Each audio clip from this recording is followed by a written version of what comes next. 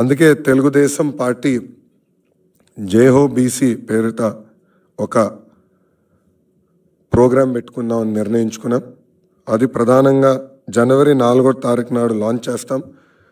మా జాతీయ అధ్యక్షులు వారు శ్రీ నారా చంద్రబాబు నాయుడు గారి నాయకత్వంలో ఇక్కడ ఒక వర్క్షాప్ ఏర్పాటు చేసుకుని ఇక్కడ నుంచి ఫస్ట్ ఫేజ్ అన్ని పార్లమెంట్లు, నియోజకవర్గాలు, మండలాల వరకు వెళ్ళి మా బీసీ సోదరులకు చైతన్యం తీసుకొచ్చి అదేవిధంగా ఈ ప్రభుత్వం వల్ల వాళ్ళు ఎదుర్కొంటున్న కష్టాలు ఏంటని తెలుసుకుని అది మళ్ళీ పార్టీకి తెలియజేసే విధానం ఏర్పాటు చేసుకుంటాం.